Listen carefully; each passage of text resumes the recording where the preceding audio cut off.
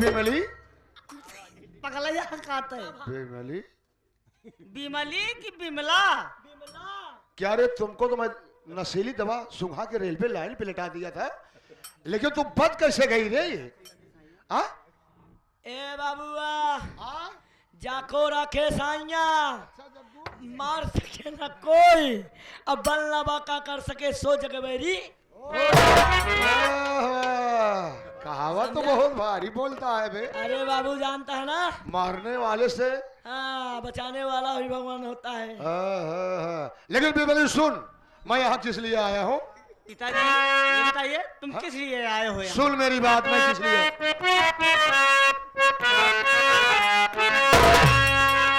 अरे तुझे लेने बिमला यहाँ आया।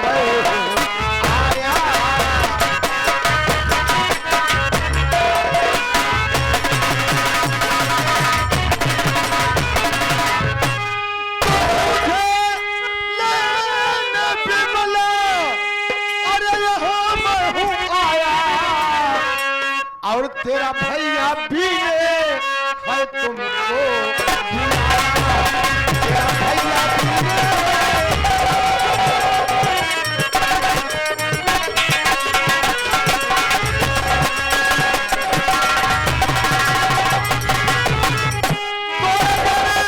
तुम मेरा साथ हो, अरे अब न चलेगी, और यहीं पर मैं कर दूंगा तेरा संभाला।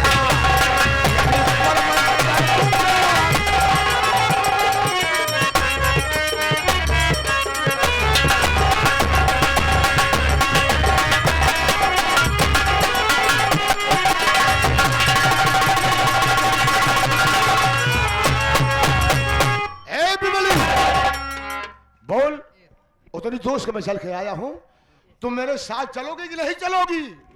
अरे पिताजी, अरे पिताजी, फीता पिताजी नहीं कह दो, चोटी जी। ये तो बिट्टी को आती है दीदी। पिताजी। अच्छा पिताजी। अरे पिताजी तुम्हें मालूम होना चाहिए कि आज रक्षाबंधन का त्योहार है। देखिए मैं सजा के थाली, बहुत अच्छा सजाई हो, यानी तुम्हारे आपने भैया को इंतजार कर रही हो, मेरा भैया आएगा तो उसके हाथ में राखी बांध बाबू बे, और उससे आशीर्वाद। हाँ बाबू हो, हाँ कहते यार तू रखिया बंधु पे तोरे दीदी आई आई नहीं तो दीदी रखिया।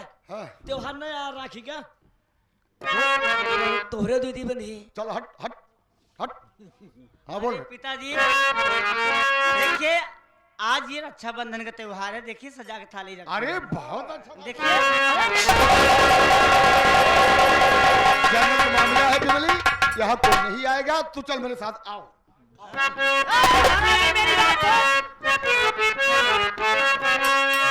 और साजी थाली राखी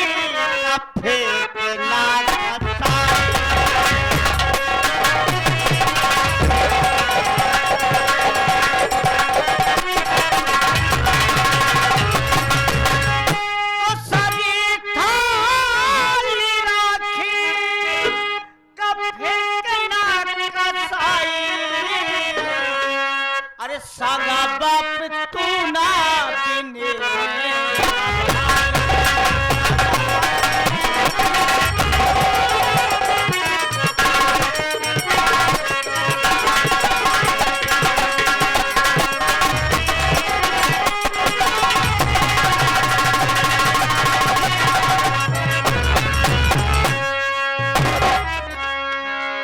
पिताजी मैं तुम्हारे साथ नहीं जाऊंगी, नहीं जाऊंगी, नहीं जाऊंगी। सुन मेरी बात,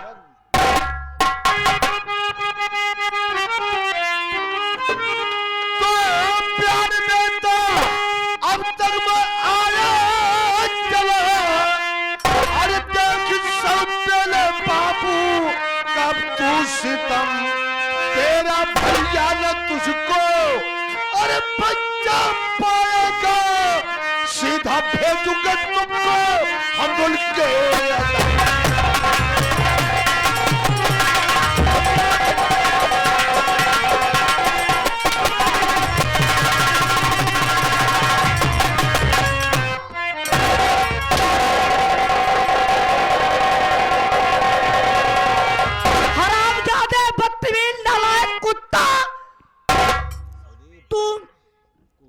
सगा बाप नहीं है हरामी। हाँ मैं तुम्हारे साथ नहीं जाऊंगी, नहीं जाऊंगी। अगर कहीं मेरा विनोद भैया अगर पता पा जाएगा, हरामजादे, अगर मेरा विनोद भैया पता पा जाएगा तो हरामजादे तेरा खून पी जाएगा। बुला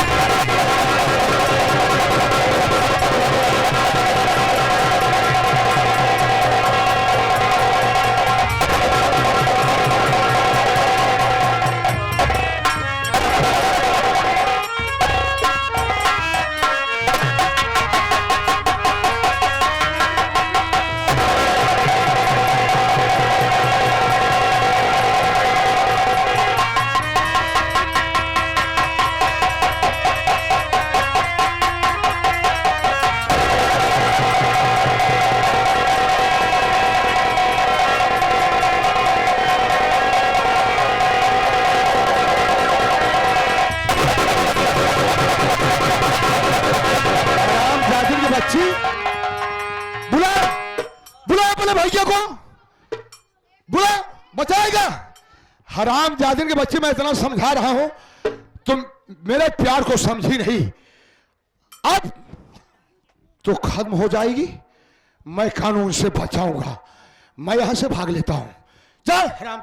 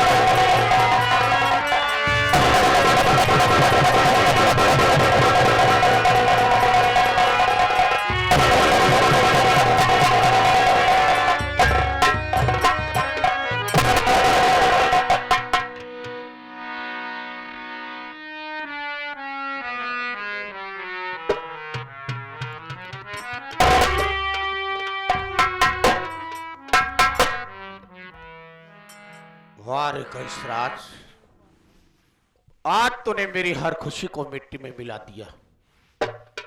आखिर क्या बिगाड़ा था मेरी भोली बहन, जो आज तूने मेरी बहन को इस दुनिया से मिटा दिया। आज कितना बड़ा अरमान लेकर मेरी बहन मेरे रास्ते को देखती रही होगी और यही अपने दिल में सोचती रही होगी कि जब मेरा भैया लौट कर आएगा तो मैं अपने हाथों से अपने भैया की कलाई को सजाऊंगी। लेकिन आज तूने मेरी कलाई को सूनी बना दिया कंसराज।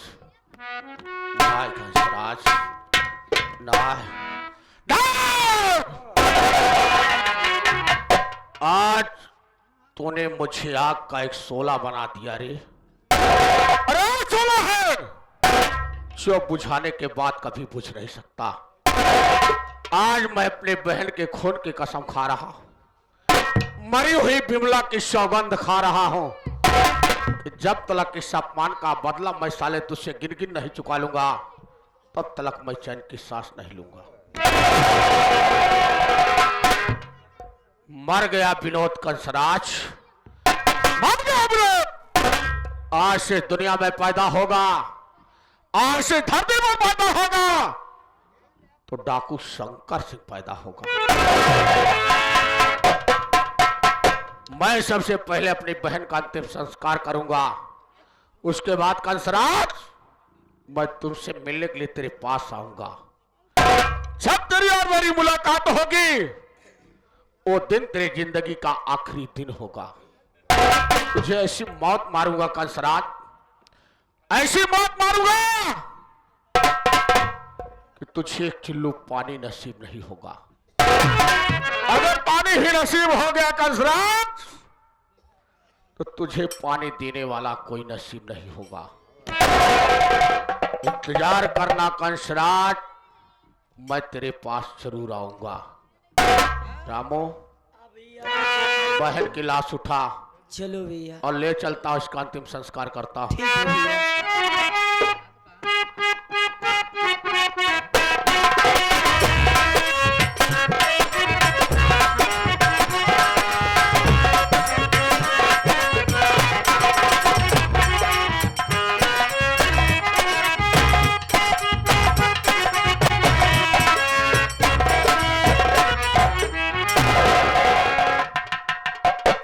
चौकीदार, हाँ सर। देखो मुलजिम से इतनी कार्रवाई के साथ पूछताछ किया, हाँ सर। लेकिन कुछ बता नहीं रही सर। वो लड़की बेगुनाह है। हाँ देखो हाँ सर। मुलजिम को ले आओ पहले। ठीक सर।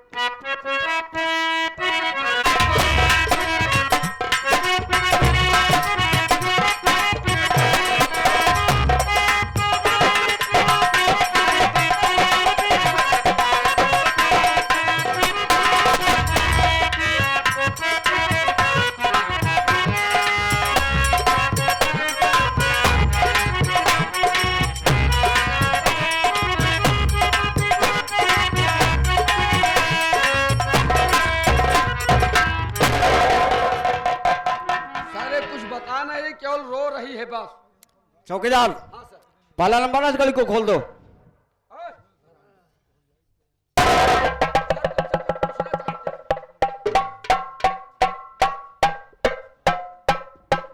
बोलिए सरकार, क्या पूछना चाहते हो?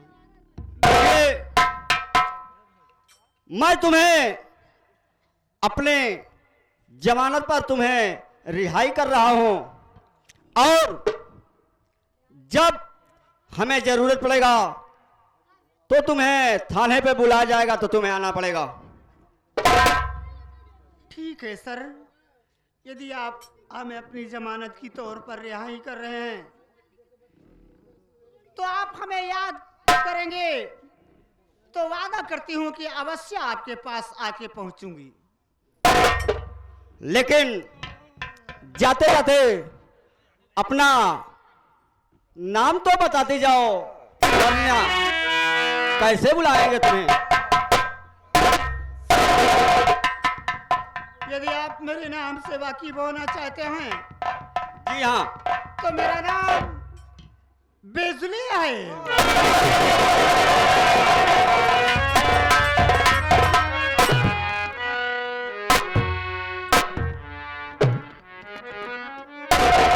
बात क्या है सर, जो कि आप मेरा नाम सुन करके उधर मुंह कर गए?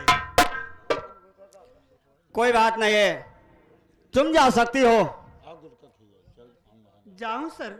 हाँ तुम जा सकते हो, लेकिन जब बुलाया जाएगा तो तुम्हें आने वाना होगा। अच्छी बात है सर, अवश्य आके पहुंचूंगी।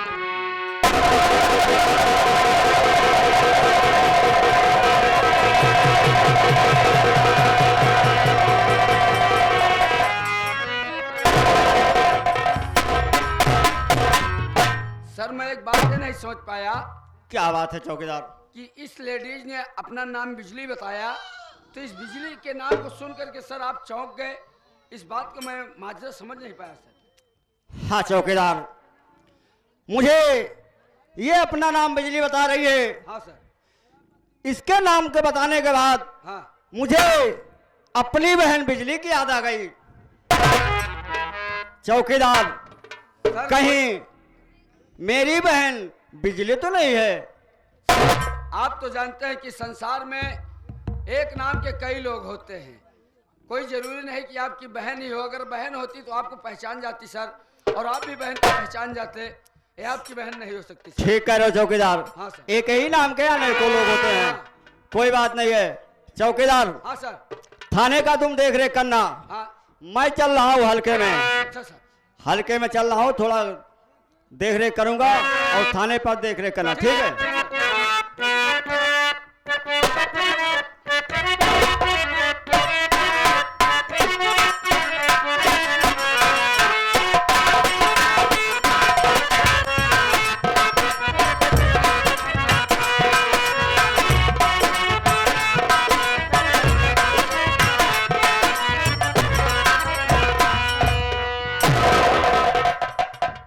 प्रशासन के लोग हमें अपने रिहाई पर जमानत के तौर पर रिहा कर दिए और यह बोले कि जिस वक्त मैं तुम्हें याद करूंगा तुम आके मुझसे मुलाकात करना और जाके अपने घर वालों से अपने किए हुए पर पश्चाताप करो,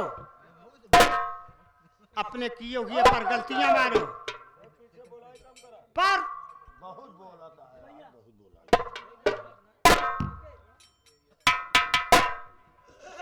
मैं ये सोच रही हूं कि मैंने तो ऐसा कोई गलत कारनामा नहीं की जो कि लौट करके अपने घर वालों से जा करके गलतियां मानो। ऐसा तो कोई गलत काम मैं की ही नहीं हूं और मेरा सोचना यह है कि मैंने तो अपना सब कुछ खो बैठी, अब इस दुनिया में मेरा कौन रह ही गया है। इस जिंदगी से अच्छा तो मर जाना ही ठीक है, पर ऐसे जिंदगी लेके जीना धिक्कार है। कहीं नहीं जाऊंगी, बल्कि नदी और कुएं में डूबकर अपनी जिंदगी आत्मसमर्पण कर दूंगी। ये सबसे अच्छा है, पर लौट करके वापस नहीं जाऊंगी। सामने दरिया दिखाई पड़ रही है, ऐसी दरिया में डूब करके अपनी जान दे दूं, ये सबसे अच्छा है, पर ऐसी जिंदगी लेके जीना नहीं अच्छा है। माँ क्या करूंगी इस दुनिया में रह करके? मैं भी आपकी गोद में सोना चाहती हूँ माँ, जैसे मेरा बच्चा इस दुनिया को छोड़कर भगवान को प्यारा हो गया, वैसे मैं भी इस दुनिया में नहीं रहना चाहती।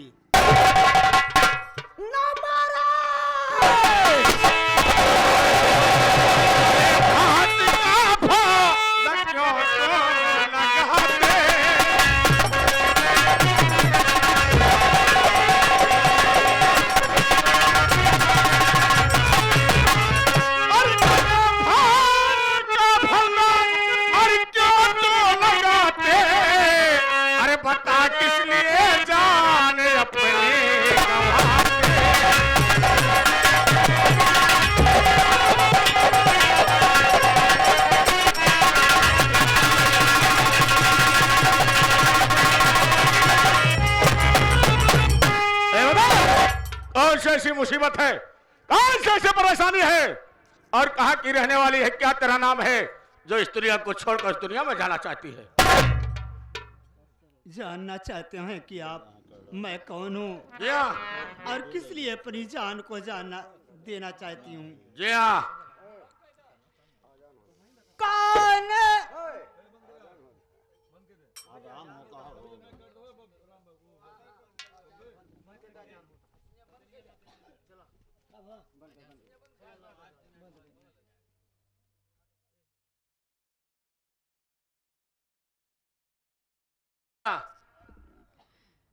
कि मेरा नाम क्या है और कहाँ की रहने वाली हूँ? जी हाँ, कौन सी ऐसी मुसीबत है? बाबूजी, मेरे नाम से आप वाकिफ होना चाहते हैं तो आपको मालूम होना चाहिए सरकार कि मेरा नाम बिजली है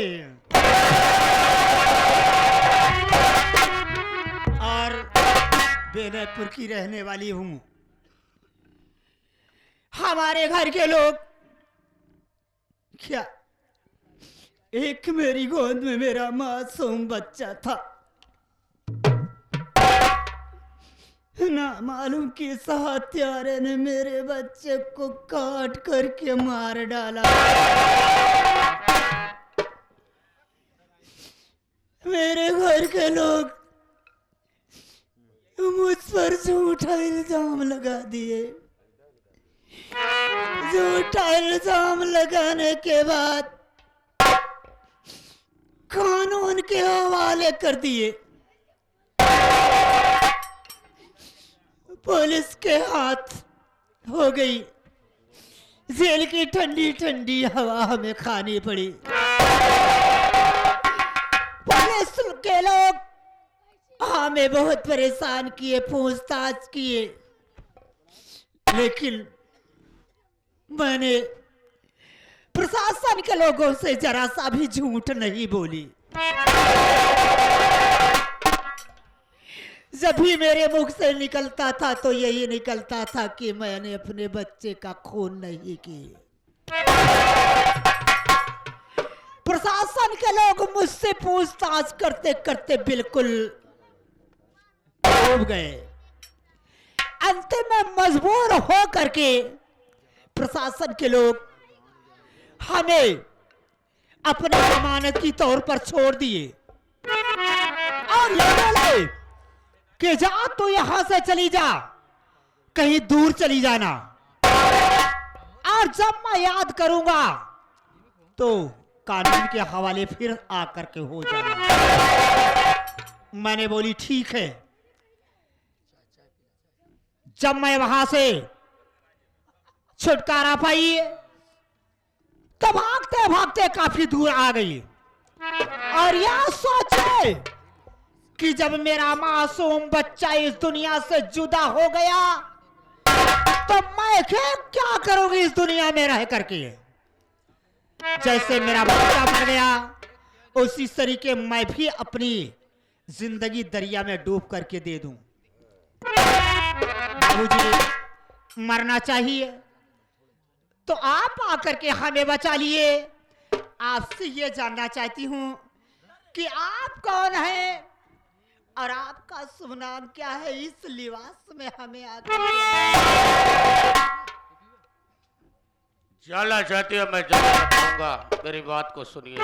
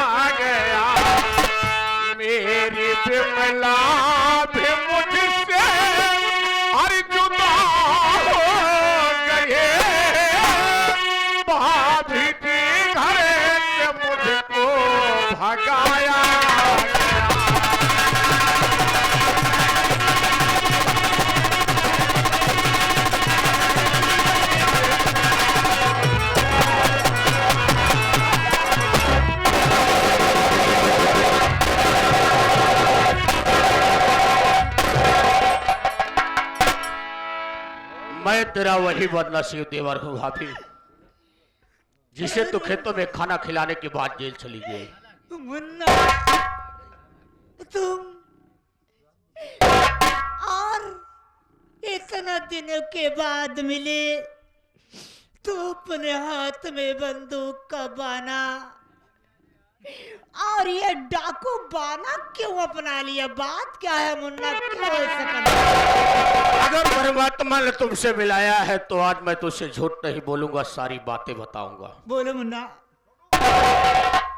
जब तू खेतों में खाना खिलाकर घर आई तो मैं खेतों में काम कर रहा था। शाम को जब लौट कर आया और देखा तो भैया दरवाजे पर बैठे थे। मैंने कहा उनका पैर छूना चाहा, उन्होंने अपने पैरों से मुझे ठोकर मार दिया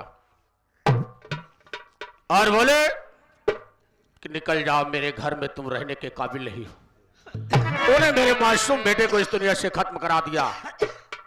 जिसको भाभी कहता भाभी नहीं बल्कि उसे अपनी पत्नी समझता है, उससे प्यार करता है। मैं तुझे घर में नहीं रहने दूंगा। उन्होंने मुझे मेरे माथे पर कलंक का टीका लगाकर मुझे मार के घर से भगा दिया। जब मैं घर छोड़कर बस्ती से कुछ दूर पहुंचा, देखा तो रेलवे लाइन पर बिमला बेहोश पड़ी थी। बिमला दीदी रेलवे? हाँ भाभी। मैं उसे उठा करके डॉक्टर के पास ले गया। ऊपर वाले कृपा से बहन बिमला ठीक हो गई। मैं एक झोपड़ी बना करके जंगल में रहने लगा। राखी का त्योहार था। मैं बहन की खुशी के लिए शहर चला गया, लेकिन जब दूसरे दिन लौटा देखा तो झोपड़ी में बहन तड़फड़ा रही थी। उसकी हालात को देखकर मैं घबरा गया और पूछा कि बिमला तेरी हालात किसने किया? उसने बताया कि भैया मेरी हालात बनाने वाला कोई और नहीं, वही अपना सौतेला बाप परसराज मेरे पेट में चाकू मार दिया। इतना बता के बिमला अपने सास को तोड़ दिया। भाभी हमने उसी वक्त बहन के खून की कसम खाया और बहन का अंतिम संस्कार करने के बाद उठा लिया अपने हाथों में बंदूक का बाना और बन गया डाकू शंकर सिंह। हमने वादा किया है बहन से, जब तक अपनी बहन का बदला नहीं चुका लूंगा तब तक मैं चैन की सांस नहीं लूंगा। भैया बिमला दीदी भी इस दुनिया से गायब हो गई है, मेरा मुन्ना भी गायब हो गया। तो बता मुन्ना मेरे लिए क्या काम है भैया? जो आज तुम्हें परमात्मा ने इस दुनिया में सलामत रखा है, तो मेरी बात को सुनो। मैं बता रहा हूँ।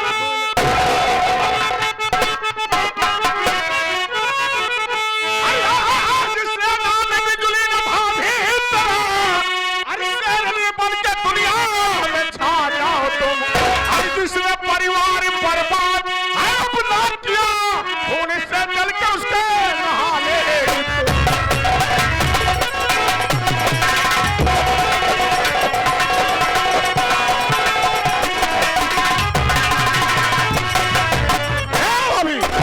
आज से तेरा नाम बिजली नहीं होगा रे। आज से तेरा नाम होगा तो डाकू शेरनी होगा। उठाना अपने हाथों में बंदूक का बाना और मिटा दे ऐसे बेदर्द जमाने के लोग को। आज जो समझ दे कि अगर देखने वाला सौतेला बाप इस समाज में बैठा हो, अगर उसके कानों तक मेरी आवाज आती हो, आज इस सबक देखने के बाद कोई सौतेला बाप अपने बच्चों के साथ में ऐसी हरकत करने की कोशिश न करे।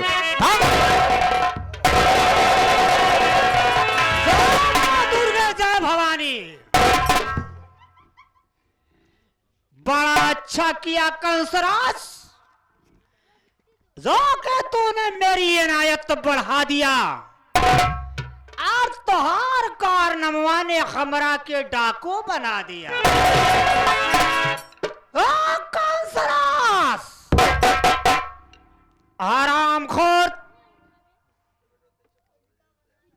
याद रख कि अब ये बिजली बिजली नहीं कहलाएगी और यह बिजली आज के बाद डाकू शेरनी कहलाएगी। और तेरे मौत का पैगाम तेरे पास लेकर के आ रही हूं। देखते हो हरामखोर, तो मुझसे छुप करके किस गली और किस गुफे में छुप करके रहता है। भैया समय का अभाव, और चलो इस वक्त चला जाए कंसराज के पास। चलो चलते हैं।